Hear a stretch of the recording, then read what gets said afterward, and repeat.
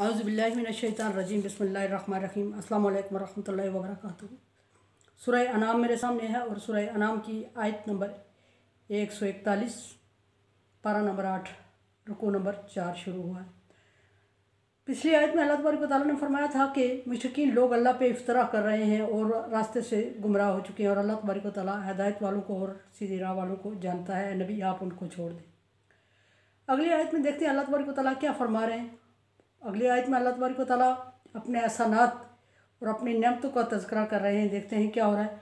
हुवल्लज़ी, अल्लाह वो पाक ज़ात है, अनशअ जन्नात, जिसने आपके लिए बागात पैदा, तमाम इंसानों के लिए बागात पैदा किए। अल्लाह तबारक व तआला ने कई मुसलमानों के लिए नहीं पैदा किए कि सिर्फ इसमें से मुस्लिम खाएँ और गैर मुस्लिम के लिए नहीं है, बल्कि तमाम इंसानियत के लिए अल्लाह तबारक व तआला ने बागात पैदा किए, तरह तरह के फ्रूट और मेवाजात पैदा किए। क्यों ना करता। अल्लाह तबारक व तआला ने फरमाया अकरमना बनी आदम, मैंने इंसानियत को इज़्ज़त दी है और इंसानियत को इज़्ज़तदार पैदा किया है। उसने कहीं ये नहीं फरमाया कि अकरमना मुस्लिम, कि मैंने मुसलमानों को इज़्ज़त दी है, मुसलमानों को इज़्ज़तदार पैदा किया है। अकरमना अहल किताब, मैंने अहल किताब को इज़्ज़तदार पैदा किया। उसने बनी आदम, आदम की तमाम औलाद को, इंसानियत को इज़्ज़तदार पैदा किया और फरमाया कि उसने तुम्हारे लिए बागात पैदा किए, मारुशात वगैरह मारुशात, कुछ छत्ते पे चढ़ाए हुए और कुछ छत्ते के बगैर, यानी कुछ बेल है जिनको बेल बूटे हैं जिनको हम किसी दूसरी चीज़ पे टांग के उनको तहफ़्फ़ुज़ देते हैं और खड़ा रखते हैं, और कुछ हैं जो दरख्त अपने सहारे पे खड़े रहते हैं। कुछ मेवों के गुच्छे ऐसे होते हैं जिनको कोई सपोर्ट दे के रखना पड़ता है, और कुछ ऐसे होते हैं जो कि गुच्छे के बगैर होते हैं, दाने की सूरत में उनको खुद ही खड़े हो जाते हैं, सपोर्ट नहीं देना पड़ती। इस तरह का मेवाजात अल्लाह तबारक व तआला ने पैदा किए, जैसे अंगूर हो गया, या इस तरह के कुछ और फ्रूट होते हैं जिनके जो गुच्छों की सूरत में होते हैं, खजूरें हो गई और इस तरह की। फिर फरमाया वन नख्ल, और खजूरें पैदा की तुम्हारे लिए, और खजूरों की बहुत सारी किस्में पैदा की। आगे अल्लाह तबारक व तआला फरमाते हैं कि मैंने हर चीज़ का जोड़ा पैदा किया, खा वो फ्रूट हो या जानदार हो या बेजान चीज़ हो, हर एक चीज़ का जोड़ा पैदा किया। खजूरों के तरह तरह की किस्में तुम्हारे लिए पैदा की, और 700 से ज़्यादा किस्म की खजूरें अल्लाह तबारक व तआला ने इंसानियत के लिए पैदा की।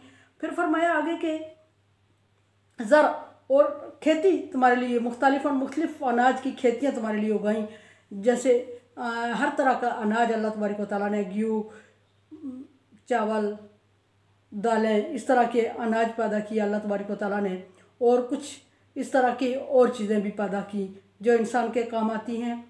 और फिर फरमाया कि सब्जियां वगैरह, फिर फरमाया कि उकुलहू, और तुम मुख्तलिफ जायकेदार चीज़ें जिनके जायके मुख्तलिफ होते हैं वो तुम्हारे लिए पैदा किया। अल्लाह तबारक व तआला एहसान जितला रहे। बस जैतून, और जैतून तुम्हारे लिए पैदा किया। जैतून वो फ्रूट है जिसका जन्नत में जिक्र है कि जन्नत में इंसान के साथ रहेगा, और दुनिया में भी अब मुख्तलिफ जो मौजूदा रिसर्च है उसके मुताबिक जैतून सबसे कीमती दरख्त है। व रुम्मान, और अनार पैदा किए तुम्हारे लिए, अनार के बागात पैदा किए और जैतून के बागात पैदा किए। दुनिया में बहुत तकरीबन एरिया में जैतून के बागात पाए जाते हैं, और उनसे तेल और दूसरी तरह की अशिया हासिल की जाती हैं, और बहुत कीमती समझा जाता है जैतून का दरख्त आजकल।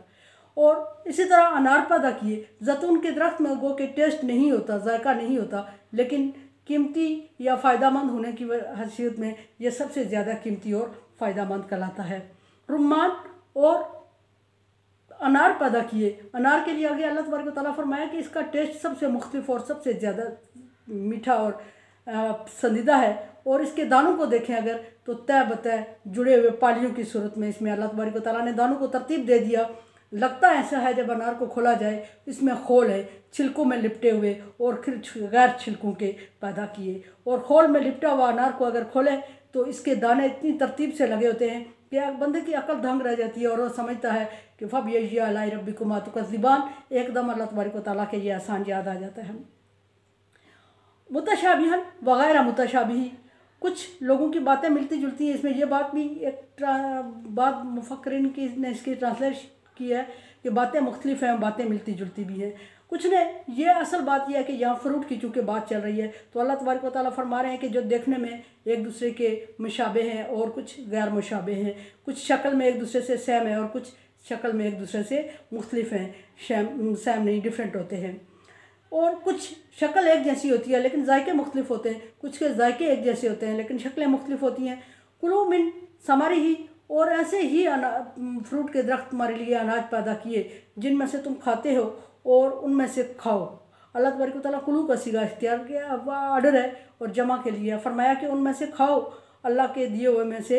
इज़ा असमरा, फिर दूसरी बात यह कि खाते हो तुम इज़ा असमरा, जब वो पक जाते हैं। अच्छा, कुछ फ्रूट ऐसे होते हैं जो कच्चा होने की सूरत में अगर इंसान उसको टेस्ट करे तो इंतहाई कड़वाहट और बहुत अजीब टेस्ट होता है कि इंसान चाय भी तो चबाना तो दूर की बात है, उसको निगल नहीं सकता।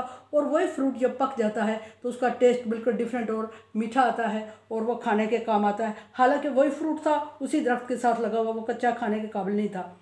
इज़ा असमरा, जब वो पक जाए तो उस वक्त खाओ। और दूसरी बात यह है कि कच्चे फ्रूट को तोड़ के ज़ाया नहीं करना चाहिए। इसमें एक बात ये भी आ रही है, इज़ा असमरा, जब वो पक जाए तो वह तो, और जब पक जाए तो फसल हो या फ्रूट हो, फ्रूट के तोड़ने का टाइम आता है और फसल के काटने का टाइम आता है जब, तो फिर उसमें से क्या करो। अल्लाह तबारक व तआला फरमाता है कि आतू हक़्क़हू यौम हिसादिही, उसकी कटाई के वक्त, कटाई के फसल काटने के वक्त नहीं। जब अनाज हो तो मंडी में बेचते वक्त उसको सेव करके, और जब फसल हो तो उसको सेव करते वक्त, जमा करते वक्त, स्टोर करते वक्त उसका क्या करो कि उसमें से अल्लाह तबारक व तआला का हिस्सा पहले अलग कर लो, उसमें से अल्लाह तबारक व तआला का हिस्सा अलग कर लो। अब ये मुख्तलिफ ज़कात मानी आ रही है कि जो ज़मीन उगाती है चीज़ें उसमें से ज़कात, मुख्तलिफ चीज़ों की मुख्तलिफ ज़कात की एक हिसाब है। खजूर की ज़कात क्या है, किशमिश की क्या है, और छुआरे की क्या है, और इसी तरह मुख्तलिफ जो फ्रूट्स होते हैं उनकी ज़कात अलग है।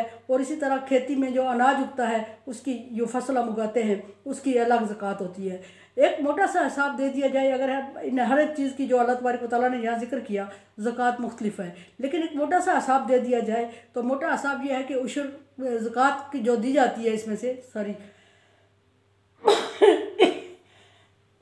जो ज़मीनी पैदावार में से ज़कात दी जाती है उसको उशर का नाम दिया जाता है। उशर अरबी ज़ुबान का लफ्ज़ है जिसका मतलब होता है 10वां हिस्सा। उशर या अशीर, अशीर बहुत कम इस्तिलाह बोली जाती है, आम तौर पे उशर बोला जाता है, लेकिन बाज़ फसल की उशर होता है और बाज़ में से अशीर होता है। और वो किस तरह होता है, वो अशीर कम हिस्सा होता है, 20वां हिस्सा, और वो उन ज़मीनों में से होता है जिनको ट्यूबवेल या टेक्निकल तरीके से सैराब किया जाता है, उनका 20वां हिस्सा ज़कात दी जाती है, उशर निकाला जाता है। 20वां हिस्सा, ये याद रहे कि 20वां हिस्सा 10वें हिस्से की निस्बत कम आधा होता है। और जो ज़मीनें नारी पानी से सैराब होती हैं या कुदरती पानी से सैराब होती हैं उनका अल्लाह तबारक व तआला ने उशर रखा है, यानी 10वां हिस्सा। 10%, 10%, 20% के हिसाब से। 20% डेफिनेटली 10% से कम होगा। और उन ज़मीनों पर जिन पर हमारे सैराब करने के लिए ट्यूबवेल या नरें या इस तरह का कुछ टेक्निकल कुछ इंतज़ाम किए जाते हैं और पैसा ज़्यादा लगता है, उसका 20% अल्लाह तबारक व तआला ने उशर रखा है, जिसको अशीर कहा जाता है। और जो नरे पानी से सैराब आसानी से हो जाती हैं और हमें मेहनत कम करना पड़ती है, उसका 10वां हिस्सा अल्लाह तबारक व तआला ने रखा, जिसको 10% कहते हैं। उस फरमाया कि जिस दिन तुम ये स्टोर करते हो, स्टोर करने के लिए काटते हो, जमा करते हो, या जिस दिन तुम मार्केट तक पहुंचाते हो इनको फ्रूट्स वगैरह को, तो उस दिन उनमें से अल्लाह तबारक व तआला का हिस्सा निकाल दिया करो। और हिस्सा मैंने बता दिया, उशर और अशीर मोटा सा हिसाब है कि नरी पानी से जो शराब होती है उसका, और जो आर्टिफिशियल तरीके से शराब होती है उसका उशर और अशीर के हिसाब से। अब ये दूसरी बात ये आती है, ये तो हिस्सा अल्लाह ताला ने मुकर्रर कर दिया। दूसरी बात यह है कि अल्लाह तबारक व तआला के नाम पे जब हम देते हैं तो पीछे अल्लाह तबारक व तआला ने जिक्र किया कि नाकस और मामूली चीज़ अल्लाह तबारक व तआला के नाम पे दे दी जाती है और अच्छी चीज़ों को रख के अलग कर दिया जाता है, एक बात। और दूसरी उससे अलग हट के एक बात यह है कि बाज़ हमारी ज़मीनों में बहुत अच्छी फसल उगती है और उसकी कीमती होती है, वही चीज़, वही गंदम एक जगह उगती है, उसमें अच्छी किस्म की गंदम हमने बीजी होती है एक खेत में, और दूसरे में मामूली किस्म की गंदम बिजाई की होती है। और जब अल्लाह की राह में उशर और अशीर निकालने का टाइम आता है तो हम सारा उशर या सारा अशीर उस ज़मीन के हिस्से में से, उस फसल में से काट लेते हैं, निकाल लेते हैं, जो कोई बहुत अच्छा नहीं होता। तो ये बहुत बड़ी गलत और ज़्यादती वाली बात है और अल्लाह तबारक व तआला इसको नापसंद करते हैं और अल्लाह तबारक व तआला इसको ज़्यादती करार दे रहे हैं और फरमा रहे हैं कि अच्छी जगह पे भी मैंने दिया और बुरी जगह का भी मैंने दिया रिज़्क, और जब मेरे नाम पे निकाला जाता है तो नाकस और घटिया रिज़्क निकाला जाता है। इसको अल्लाह तबारक व तआला ने बहुत बुरा महसूस किया। अच्छा, दूसरी बात ये कि जिस ज़मीन का हिसाब दिया जाता है, किसी ज़मीन में अच्छा अनाज पैदा होता है तो उसकी अपनी अमाउंट देखें और उसका अपना हिसाब देखें और उसमें से निकाल दें, और जिसमें अच्छा अनाज पैदा हो रहा है उसकी अपनी क्वांटिटी देखें और उसमें से हिस्सा निकाल दें। ये कर लें ज़्यादा बेहतर। और उससे भी ज़्यादा बहुत आसान ये होगा कि सारा अनाज जमा करें और सारे की क्वांटिटी, सारे का हिसाब करें और सारे में से हिसाब में से जो अच्छी फसल है, जिस एरिया में अच्छी फसल पैदा हुई है, उसमें से अगर अल्लाह के नाम पर उशर और अशीर निकाला जाता है तो ये बहुत ही आसान और पसंदीदा बात है। अगर आप ऐसा नहीं कर सकते तो फिर जिस ज़मीन में मामूली छोटी कम कीमत वाली फसल पैदा हुई है और जिसमें अच्छी पैदा हुई है, उनको अलग अलग उशर और अशीर दे दिया करो। ऐसा ना किया करो कि अच्छी ज़मीनों के फसल सारी अपने लिए रख ली और जिस ज़मीन में थोड़ी सी नाकस और कम कीमत वाली फसल हो गई उसमें से सारा हिस्सा उशर और अशीर का निकाल दिया जाए। इस बात को अल्लाह तबारक व तआला ने नापसंद किया है। फरमाया कि हसाद ही का उसकी कटाई किया, उसके महफूज करने के टाइम पर, सेव करने के टाइम पर या मार्केटिंग के टाइम पर उसका उशर और अशीर निकाल दिया करो। वला तुसरिफू, और ज़्यादती ना करो। ज़्यादती यानी फजूल खर्ची ना करो, यानी अनाज को ज़ाया ना करो। उन दिनों में चूँकि अनाज की फरावानी होती है और अनाज को इधर उधर ज़ाया करें और हिसाब ना करना और संभालना ना और फजूलियात में ज़ाया कर देना, ऐसा भी नहीं। अपने हिसाब से अपने घर के लिए रख के बाकी आप उसको मार्केटिंग के लिए बेचते हैं या बाकी आप उसको जिस तरह भी करते हैं, वला तुसरिफू, ज़्यादती ना करो। अच्छा, फिर फरमाया कि आतू हक़्क़हू जो मक़साद ही, और फसल काटते वक्त, फसल संभालते वक्त, फसल को सेव करते वक्त अगर कोई मांगने वाला या कोई साहिल तुम्हारे दरवाजे पे आ जाता है तो उसको महरूम ना करो। उसको अल्लाह तबारक व तआला की राह में अच्छे अनाज में से उसके ज़रूरत के मुताबिक दे दिया करो। अब मांगने वाले को चाहिए कि वो अपनी ज़रूरत लाखों के हिसाब से लेके ना आए, बल्कि जितना उसका अनाज नज़र आ रहा है उसके मुताबिक उससे मांगे, और देने वाले को चाहिए कि वो उसमें से अच्छा हिसाब दे दे, जितनी उसकी उम्मीद है उससे कहीं ज़्यादा दे दे और बहुत अच्छा जो अनाज है उसमें से दे दे। हम ऐसा करते, और वो उशर और अशीर में शामिल नहीं होगा जो उस वक्त इमरजेंसी कोई आ जाए हम उसमें से उसको हिस्सा दे दें, वो अलग होगा, उशर और अशीर अलग होगा। अच्छा, अगर नहीं बनता, अगर नहीं देने को दिल करता तो उशर और अशीर में से दे सकते हैं उसमें, लेकिन ज़्यादा अच्छा ये आसन ये है कि उशर और अशीर से हट के उसको दे दिया जाए। और ये मांगने वाले को भी चाहिए कि वो उसकी इस्तिताअत के मुताबिक उम्मीद रखे और उसकी गुंजाइश के मुताबिक अल्लाह उससे सवाल करे, और देने वाले को चाहिए कि उसकी उम्मीद और ख्वाहिश से कुछ ज़्यादा दे दे। फरमाया कि अस्मरो आतो हक़्क़हू जो मक़साद ही, कटाई के वक्त, यहाँ कटाई का वक्त दिया हुआ है, मैंने सेव करने का वक्त दिया, मार्केटिंग का वक्त बोला है। और कटाई के वक्त भी अगर कोई आ जाता है तो उस सूरत में चूँकि दाने और वो चीज़ें अलग नहीं होती, उस सूरत में भी जो मांगने वाला आता है उसकी उम्मीद के मुताबिक उसको मायूस नहीं करना चाहिए। इन्नहु ला युहिब्बुल मुस्रिफीन, अल्लाह तबारक व तआला ज़्यादती करने वाले, इसराफ़ करने वाले और फजूल खर्ची करने वालों को पसंद नहीं करता।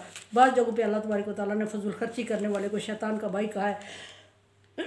यह ज़्यादती हमसे अक्सर उस वक्त हो जाती है कुछ अफरा तफरी का आलम होता है, फसलें काटी जा रही होती हैं, दाने भूसा अलग किया जा रहा होता है, खेतों में हार्डवेटर लगी हुई है और मशीनें लगी हुई हैं, और उस वक्त अगर कोई मांगने वाला आ जाए तो उस वक्त हम या फिर उसको झिड़क देते हैं या फिर नाकस में से उसको दे देते हैं या फिर चूँकि अनाज की फरावानी होती है तो ज़ाया कर देते हैं और ज़्यादती करते हैं। तो अल्लाह तबारक व तआला ने उसको पसंद नहीं किया। मेरे चैनल को आप सब्सक्राइब कर रहे हैं। Thank you so much. Like dislike as you like. अल्लाह हाफिज़।